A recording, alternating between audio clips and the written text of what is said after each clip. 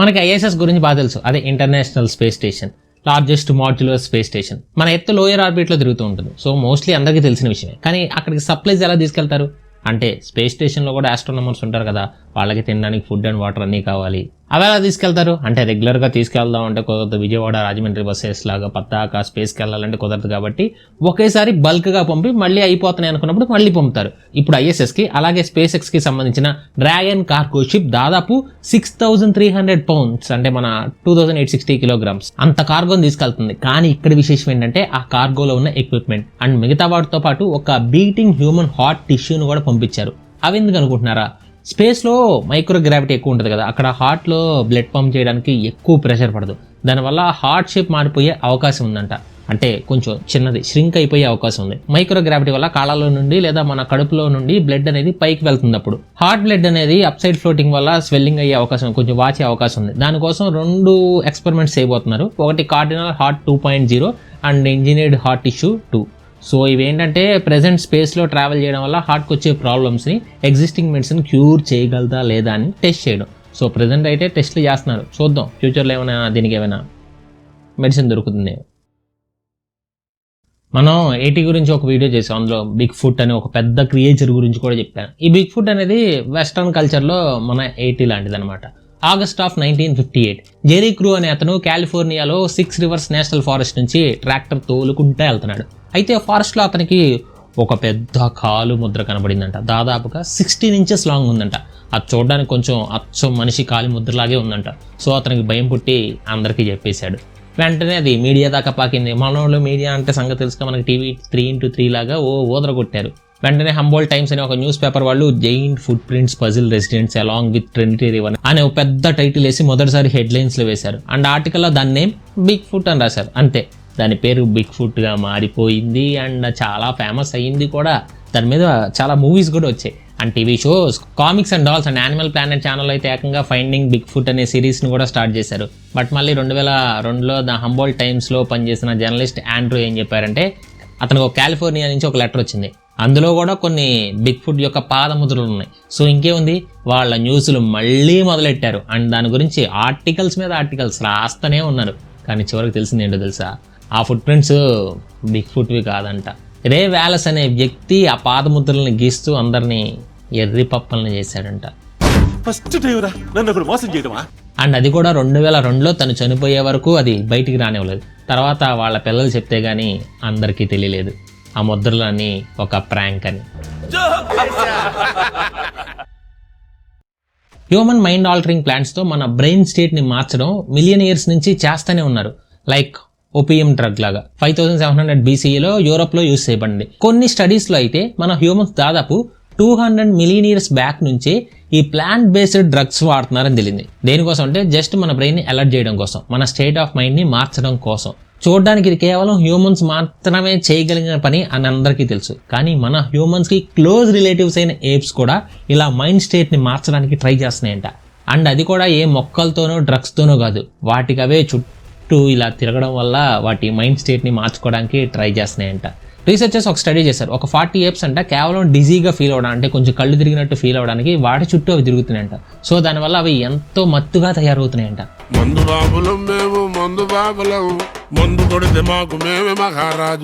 So దానివల్ల అవి ఎంత మత్తుగా తయారవుతున్నాయంటే ఒక్కోసారి దాని 2 కాళ్ళు అండ్ 2 చేతులు కింద పెట్టి నడిచినా కూడా బ్యాలెన్స్ కోల్పోతున్నాయంట. అయితే వాటి ఫీలింగ్ని అర్థం చేసుకోవడానికి రీసెర్చర్స్ ఏం చేశారు తెలుసా? వాటిలాగే వీళ్ళు కూడా తిరగడం మొదలుపెట్టారు సేమ్ స్పీడ్తో. కేవలం ఒక 3 rounds కూడా దాటలేకపోయారు. సో విన్నర్స్ వచ్చేసి ఏప్స్ అయినాయి. సో అది పక్కన పెడితే వాళ్ళకి 3 roundsకే అంత డిజీనెస్ వచ్చిందంట. యూనివర్సిటీ ఆఫ్ ఆల్బ్రిక్లో పనిచేసిన అసోసియేట్ ప్రొఫెసర్ ఆఫ్ సైకాలజీ ఆడ్రినియో ఏం చెప్తున్నాడు అంటే, ఈ డిజీనెస్ని ఇష్టపడడం అనేది హ్యూమన్స్లో యూనివర్సల్ అండ్ ప్రతి కల్చర్లోనూ ఉంది. సో ఈ పద్ధతి అనేది మన యాన్సెస్టర్ ఏప్స్ నుంచి హ్యూమన్స్గా ఎవాల్వ్ అవుతున్నప్పుడు అలవాటు చేసుకొని ఉంటారు అని అంటున్నారు. క్యాన్సర్ అనేది ఎంత ప్రమాదకరమైన వ్యాధో మనందరికీ తెలుసు. అదొకసారి లాస్ట్ స్టేజ్కి వస్తే మ్యాక్సిమం మనుషులు చనిపోతారు. ట్రీట్మెంట్ తీసుకున్నా సరే ఉపయోగం ఉండదు. కానీ ఎర్లీ స్టేజెస్లో దాన్ని క్యూర్ చేయడం కానీ లేదా మనుషుల లైఫ్ని ఎక్స్టెండ్ చేయడం కానీ చేస్తున్నారు. బట్ అది కూడా 100% గ్యారంటీ లేదు. బట్ మారుతున్న టెక్నాలజీ సాయంతో మనం పూర్తిగా క్యాన్సర్ని నయం చేయొచ్చు అంటే ప్రజెంట్ అయితే లేదు, బట్ ఫ్యూచర్లో అయితే ఖచ్చితంగా చేసేయచ్చు. కొన్ని సందర్భాల్లో చేశారు కూడా. అంటే కొన్ని కేసెస్లో. ఇప్పుడు అయితే ప్రెసెంట్ ఏంటంటే ఒక ఆర్టిఫిషియల్ ఇంటెలిజెన్స్ టూల్ని డెవలప్ చేస్తున్నారు. ఇది 30 డేస్లోనే క్యాన్సర్కి ట్రీట్మెంట్ తయారు చేస్తుంది. అండ్ ఇంకా బోనస్ ఏంటంటే ఆ పేషెంట్ బ్రతకడానికి ఎంత ఛాన్స్ ఉంది అని కూడా ప్రిడిక్ట్ చేసింది. దీన్ని తయారు చేసింది the university of Toronto and Insilico Medicine ఇద్దరు కలిసి తయారు చేశారంట. వాళ్ళు ఫార్మా ఏఐ అనే ఒక ఏఐ ద్వారా ఈ ట్రీట్మెంట్ కనిపెట్టారు. అది కూడా లివర్ క్యాన్సర్లో మోస్ట్ కామన్ క్యాన్సర్ అయిన హెచ్సిసి క్యాన్సర్కి. అయితే వాళ్ళు తయారు చేసిన ఈ మెడిసిన్ ఇంకా మెడికల్ ట్రయల్స్కి వెళ్ళలేదు. సో చూద్దాం, మేబీ అది కనుక ఓకే అయితే సో మిగతా రకాల క్యాన్సర్ కూడా ఈ ఏఐ పుణ్యమా అని ట్రీట్మెంట్ అయితే దొరికేస్తుంది ఈజీగా. మన బాడీ అనేది కొన్నిసార్లు సబ్కాన్షియస్లీ మన ప్రమేయం లేకుండానే కొన్ని పనులు అయితే చేసేస్తుంది. నేనైతే నిద్రపోతున్నప్పుడు చాలాసార్లు రకరకాల పని చేశాను. మనం అది చేశాక రియలైజ్ అవుతాం. అంటే ఇప్పుడు మనం తుమ్మినప్పుడు చూడండి, మనం ఆటోమేటిక్గా కళ్ళు మూసేసుకుంటాం. అలాగే గన్ షూట్ చేసినప్పుడు ఆటోమేటిక్గా కూడా మన కళ్ళు క్లోజ్ చేస్తాం. అలాగా గన్ అని ఒకటే కాదు, ఈవెన్ బౌ నుండి గురిపెట్టాలన్నా లేదా ఈవెన్ గోలీ ఆట ఆడేటప్పుడైనా సరే ఒక కన్ను మూసి చూస్తాం. ఎందుకు అలా చేస్తాం? ఒక కన్ను మూస్తాం అంటే ఒక కన్నుతో చూస్తే గురి బాగా కుదురుతుందా? యాక్చువల్గా చాలామంది గురి బాగా కుదురుతుందని అనుకుంటారు, కానీ యాక్చువల్గా గురి ఇంకా తప్పుతుంది ఒక కన్నుతో చూసేటప్పుడు. మనం అది తెలుసుకునే ముందు మన కన్నును మనం ఎందుకు క్లోజ్ చేస్తాం అనేది చూద్దాం. సో మనకి బాడీలో డామినెంట్ ఐ అనేది ఒకటి ఉంటుంది. అంటే అదేమీ ఎక్స్ట్రా ఏమీ కాదు. మనకి రెండు ఐస్లో ఏదైతే మన బ్రెయిన్కి డామినెంట్ అని అనిపిస్తుందో దాన్ని ఓపెన్ చేసి రెండో ఐని క్లోజ్ చేస్తాం. దాన్నే ఆక్యులర్ డామినెన్స్ అని కూడా అంటారు. మోస్ట్లీ చాలామందికి రైట్ ఐ ఉంటుంది, కొంతమందికి లెఫ్ట్ ఐ ఉండొచ్చు. మ్యాక్సిమం చాలామందికి అయితే రైట్ ఐ ఉంటుంది, లెఫ్ట్ చాలా తక్కువ మందికి ఉంటుంది. మనం బ్యాటిల్ ఫీల్డ్ మీద ఉన్నప్పుడు మన బ్రెయిన్ మనకి రెండే చెప్తుంది, ఒకటి ఫైట్ చేయాలా లేదా పారిపో. దీనికి కారణం ఎడ్రినల్ గ్లాండ్స్లో ఉండే నోర్ఫైఫిరైన్ అండ్ ఎడ్రినలిన్ అనే హార్మోన్స్. సో ఇవి మన బాడీలో ఉండే ప్రతి ఆర్గాన్ దగ్గరికి వెళ్తాయి. హార్ట్ దగ్గరికి వెళ్ళి అక్కడ మన హార్ట్ బీట్ని పెంచుతాయి. అండ్ లంగ్స్ వరకు వెళ్ళి మనం ఇన్హేల్ చేసే గాలిని కూడా పెంచుతుంది. అండ్ మన ఐస్ దగ్గరికి వెళ్ళి ఐ పపిల్స్ని కూడా కొంచెం పెద్దగా చేస్తుంది. సో ఇదంతా ఎందుకు? మన సరౌండింగ్స్ మీద మనకి ఎంత ఇన్ఫర్మేషన్ దొరికితే అంత ఇన్ఫర్మేషన్ మన బ్రెయిన్కి ఇవ్వడానికి. మన బాడీలో ఉన్న ఆర్గాన్స్ అన్ని దానికోసమే యాక్టివేట్ అవుతాయి. బట్ మీరు ఆలోచించండి, ఇదే సమయంలో మనం ఒక కన్ను మూసామనుకోండి, మన బ్రెయిన్కి ఎక్స్ట్రా వర్క్ ఇచ్చినట్టు అయింది. అదేంటంటే డామినెంట్ ఐ మీద ఫోకస్ ఎక్కువ పెట్టాలి. అండ్ మన బ్రెయిన్కి వెళ్ళే ఇన్ఫర్మేషన్ కూడా ఆపుతున్నట్టు ఉంటుంది. అంటే రెండో ఐ నుంచి వచ్చే ఇన్ఫర్మేషన్ ఆపుతున్నట్టే కదా. సో అలా ఒక ఐ మీద ప్రెషర్ ఎక్కువ పడినప్పుడు మన ఐ అనేది బ్లర్ అవుతుంది అండ్ మనం షార్ట్ మిస్ అవుతాం. అండ్ ఇది క్లోజ్ టర్మ్ డిసడ్వాంటేజ్. లాంగ్ టర్మ్లో ఏంటంటే మన ఐ ఫీల్డ్ ఆఫ్ విజన్ని కూడా తగ్గించేస్తాయి. అలానే స్కోప్లో చూసినప్పుడు రెండు ఐస్ వాడమని కాదు, స్కోప్ చూసినప్పుడు రెండో ఐ వాడితే టార్గెట్ని కొట్టలేం. ఎందుకంటే ఒక ఐ మనకి దగ్గరగా చూపిస్తుంది అండ్ రెండో ఐ మనకి దూరంగా చూపిస్తుంది. సో ఆ రెండింటి మధ్య మనం కన్ఫ్యూజ్ అవుతాం. బట్ మీరు గోళీలు ఆడేటప్పుడు కానీ లేదా ఎక్కడైనా సరే అవసరం లేకుండా ఒక ఐని మూసేసి మాత్రం షూట్ చేయొద్దు. స్కోప్ ఉంటే మాత్రం తప్పదు, ఒక ఐలోనే షూట్ చేయండి. నెక్స్ట్ ఫ్యాక్ట్కి వెళ్ళే ముందు మీరు ఈ వీడియోని ఫుల్ స్క్రీన్లో చూస్తే మీ మొబైల్ ఫోన్ కొంచెం టిల్ చేసి కింద ఉన్న లైక్ బటన్ కలర్ మార్చి నాకు ఫుల్ ఎనర్జీ ఇవ్వండి. అలాగే సబ్స్క్రైబ్ చేసుకున్న వీఆర్ ఫ్యామిలీ మెంబర్స్ అందరికీ love you so much. And కొత్తగా ఎవరైనా ఛానల్ ఇప్పుడు చూస్తే కింద ఉన్న red colour subscribe button click చేసి దాని పక్కన ఉన్న గంట సింబల్ కొట్టి ఆల్లో పెట్టుకోండి. ఆల్లో పెట్టుకుంటే నేను పెట్టే వీడియో నోటిఫికేషన్ మీకు వస్తాయి, నాకు కూడా ఒక వ్యూ వస్తుంది. రీసెంట్గా జపాన్కి చెందిన సైంటిస్టులు ఒక డైమండ్ షేప్డ్ ఆస్ట్రాయిడ్ రైగోకి చెందిన శాంపిల్ మీద ఒక అనాలిసిస్ పర్ఫామ్ చేశారు. అయితే ఈ శాంపుల్ని 2018 హైపుసాట్ న్యూగా ఆస్ట్రాయిడ్ మీద ల్యాండ్ అయినప్పుడు ఆస్ట్రాయిడ్ సర్ఫేస్ నుంచి ఒక 5.4 గ్రామ్స్ తీసుకున్నారు. సో ఆ అనాలిసిస్లో వాళ్ళకి ఒక అద్భుతం కనబడింది. అదేంటంటే యూరాసిల్. ఈ యూరాసిల్ అనేది మన జెనెటిక్ కోడ్ అంట. అంటే ఆర్ఎన్ఏ అండ్ డిఎన్ఏ బిల్డ్ చేసే 5 న్యూక్లియోబేసిస్లో ఇది కూడా ఒకటి. అంతేకాకుండా దాని మీద విటమిన్ B3 అండ్ ఇంకా చాలా ఆర్గానిక్ మాలిక్యూల్స్ కూడా దొరికాయి. బట్ ఇంతకుముందు భూమి మీద పడిన ఆస్ట్రాయిడ్స్ మీద ఈ న్యూక్లియోబేసిస్ దొరికినప్పుడు సైంటిస్టులకు అర్థం కాల, అంటే అవి భూమి మీద పడ్డప్పుడు ఏర్పడ్డాయా ఆస్ట్రాయిడ్ లేదంటే స్పేస్లోనే ఏర్పడ్డాయా అని. బట్ టీరూగు అనే ఆస్ట్రాయిడ్ అయితే దాని శాంపుల్ని మన ఎర్త్ మీదకి రాకముందే తీసుకున్నారు.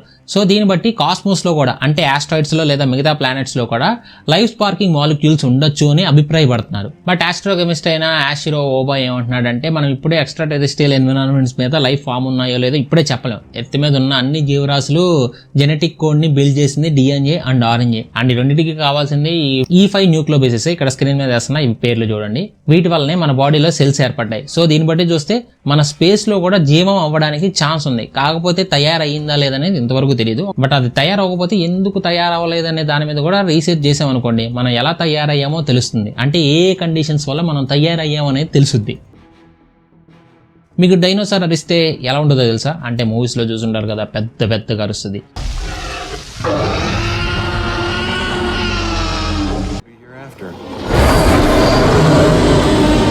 అది కేవలం ఒక వాయిస్ మోడల్ మాత్రమే. కానీ నిజమైన డైనోసార్ వాయిస్ ఎలా ఉంటుందో మనకి తెలియదు, కానీ ఫ్యూచర్లో అయితే తెలుసుకోవచ్చు. అంటే దాదాపు ఒక 3000 సంవత్సరాల క్రితం ఒక ఈజిప్ట్కి చెందిన ప్రీస్ట్ని అతను చనిపోయాక మమ్మీఫై చేశారు.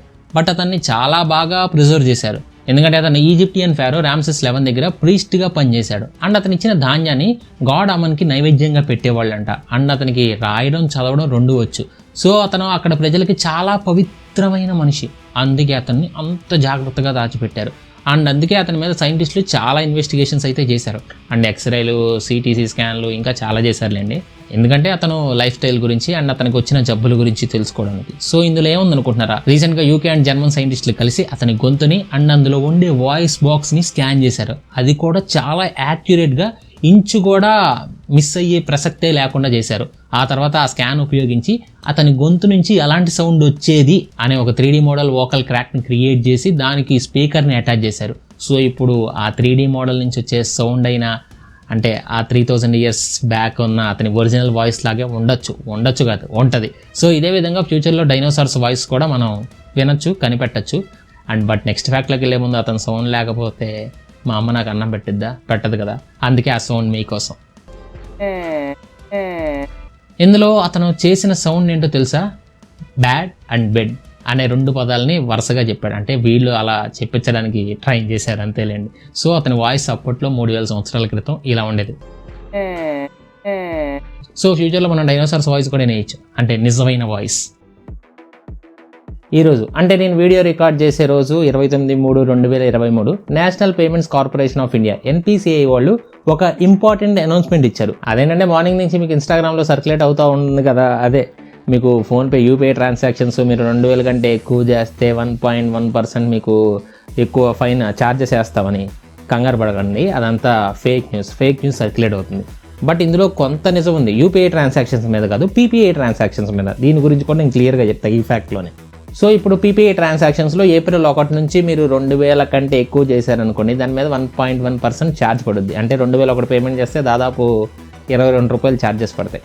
అండ్ బయట చాలా వెబ్సైట్స్లో, కొన్ని ఇన్స్టాగ్రామ్ పేజెస్లో కూడా పాపం వాళ్ళకి తెలియదులేండి, వాళ్ళు యూపీఐ అనుకుని అదే న్యూస్ సర్క్యులేట్ చేస్తున్నారు. అండ్ అది ఫేక్ న్యూస్ అని చెప్పి NPCI వాళ్ళే వాళ్ళ ట్విట్టర్ హ్యాండిల్లో ఈ ఫోటోని షేర్ చేశారు. మీరు కూడా ఈ ఫోటోని చూడొచ్చు. ఇదంతా ఫేక్ న్యూస్, ఓన్లీ యూపీఐ ట్రాన్సాక్షన్స్కి మేము ఎటువంటి ఛార్జెస్ వేయట్లేదు, ఓన్లీ PPIకి మాత్రమే అని చెప్పారు.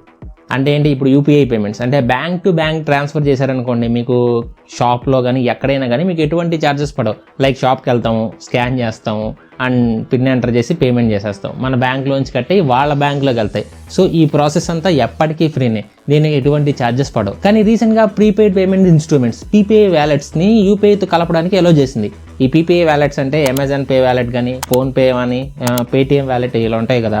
ఈ వ్యాలెట్లు ఇప్పటివరకు ఏంటంటే ఒక వ్యాలెట్ నుంచి యూపీఐకి పేమెంట్ చేయడానికి ఇప్పటివరకు అయితే కుదరలా. ఎగ్జాంపుల్గా మీరు ఇప్పుడు పేటిఎం వ్యాలెట్ వాడుతున్నారు అనుకుందాం. సో మీ వ్యాలెట్ నుంచి మీరు కేవలం పేటిఎం మర్చెంట్ స్కానర్కి మాత్రమే పే చేయగలరు, ఫోన్పే స్కానర్కి పే చేయలేరు. కానీ ఇక నుంచి అలా చేయొచ్చు. అది ఆల్రెడీ పేటిఎం మొన్న మార్చి 28న అనౌన్స్ చేసింది. సో ఇలాంటి పేమెంట్స్ మీదే మీరు 1.1% ఛార్జెస్ పే చేయాల్సి ఉంటుంది. సో మీరు ఇక్కడ గుర్తుపెట్టుకోవాల్సింది ఏంటంటే యూపీఐ టు యూపీఐ ట్రాన్స్ఫర్కి ఫ్రీ, దానికి ఛార్జెస్ పే చేయాల్సిన అవసరం లేదు. వ్యాలెట్ నుంచి వ్యాలెట్కి ట్రాన్స్ఫర్ చేసుకోవడానికి కూడా ఫ్రీనే, దానికి ఎటువంటి ఛార్జెస్ పడవు. కేవలం వ్యాలెట్ నుంచి యూపీఐకి ట్రాన్స్ఫర్ చేసినప్పుడు మాత్రమే రిసీవర్ బ్యాంక్ వ్యాలెట్కి 1.1% పే చేయాల్సి ఉంటుంది. అది కూడా పే చేసే వాళ్ళకి పడదు, కేవలం మర్చెంట్ షాప్స్ కీపర్స్ ఉంటారు కదా వాళ్ళకి మాత్రమే పడుద్ది. అండ్ అలాంటి పేమెంట్స్ అసలు చాలా చాలా తక్కువ.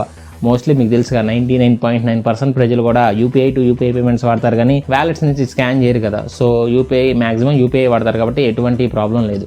అండ్ మీలో చాలామందికి ఇప్పుడు ఒక డౌట్ వచ్చి ఉండొచ్చు, అదేంటంటే పేటిఎం వ్యాలెట్ నుండి బ్యాంక్కి ట్రాన్స్ఫర్ చేసుకొని బ్యాంక్ నుంచి మళ్ళీ యూపీఐ పేమెంట్ చేయొచ్చు కదా అని.